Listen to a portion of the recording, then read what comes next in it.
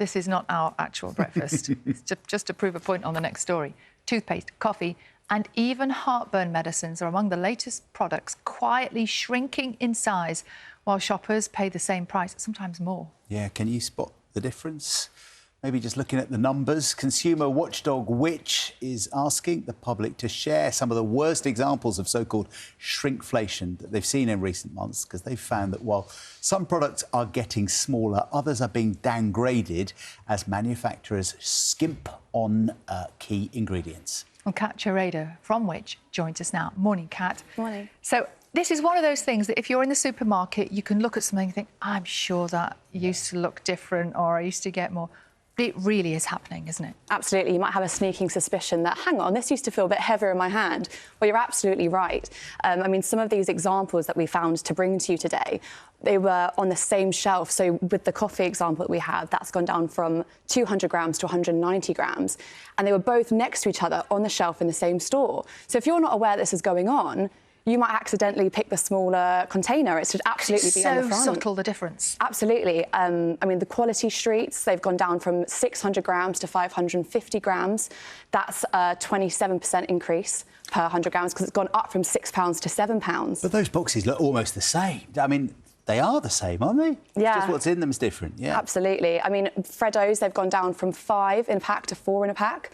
That's a 25% increase per bar. You see, for many children, a Freddo is a really important purchase, isn't it? And they've gone up in price recently. I can remember them being 5p. Well, a lot of people use them as kind of an indicator of how the economy is going, don't they? Totally. And in this case, it's certainly accurate. But it's impacting, all products that we use across the day. So toothpaste, for example, Aquafresh Complete Care toothpaste used to be £1.30 for a 100 millilitre tube. It's now £2 for a 75 millilitre tube. That's a 105% increase per 100 millilitre. It's absolutely crazy. OK, so let's talk about why it's happening. And obviously, we've spoken to the companies involved. So Nestle, who make the Quality Street, and Mondelez International, who make the Freddo bars, they say the cost of raw materials and ingredients have gone up, and also energy and transport costs remain high. And I guess that's why they say they're putting less in to try not to increase prices even more for customers. Yeah, and there are going to be global supply chain issues. I mean, with some chocolate biscuits, there's a thing called skimpflation, where if ingredients are lessened, they have to call it different things. So it's no longer chocolate biscuits, it's chocolatey biscuits. We've done that. Yeah. So chocolate flavour. Exactly. So it's really impacting across the board with all different products. And it's frustrating for consumers because they want to feel like they're the companies are being upfront with them. And that's not necessarily how we're feeling. We've also had this from the people who make Aquafresh, which is Helion. They've said prices go up for a variety of reasons, but they work hard to ensure people get high-quality products at the lowest price. Similar thing. Well, we at Which feel like with products, when they're getting smaller, there should maybe be a label on the front of the packaging to really clearly indicate to shoppers that the prices and the sizes have gone down, to make it really clear, because otherwise, are we making sure we're getting the best deal? Until that happens, unless that happens, what tips can you give all of us when we go to the supermarket? What should we be looking out for? So we should be looking per unit price. So when you're shopping, looking per 100 gram, per 100 millilitre, per chocolate bar, per fruit, to make sure that you're getting the best value item. Look at own brand alternatives. They're less likely to fall victim to shrinkflation. But also in your local store, it's worth asking your local shop assistant, when is the best time to scoop up those yellow sticker discounts? I love one of those. There can be peak times do you love a yellow sticker? Love a yellow sticker. So, yeah, absolutely, those are the things that you should be doing.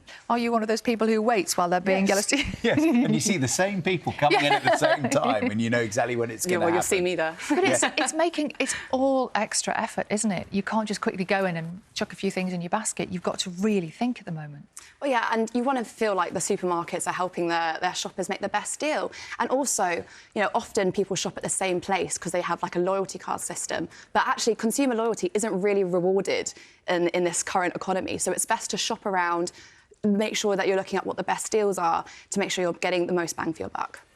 I suppose if companies say they have to do this because of their costs, a lot of shoppers will say that's fair enough. It's when you feel they're trying to get away with it that it's really annoying, isn't it? For sure, and that's why we think it should be clearly labelled on the front of the packaging so that we, as shoppers, are aware of how our money is being spent to make sure that we are getting the best value. Do you think that's going to happen, though? Do you think a manufacturer is going to say, this is a bit smaller than it used to be? Well, I couldn't possibly argue that, but all we can do is kind of push for it and hope that that does become the reality. And what you're hoping that shoppers get in touch with you guys and give you examples of what they've seen and, crucially, where?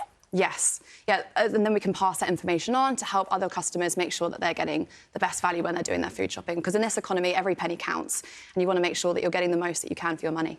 OK, well, thank you very much indeed, Kat, for coming in. And I'm sure breakfast viewers will be very keen to get in touch with you and with us and tell us what they've spotted shrinking. Do let us know.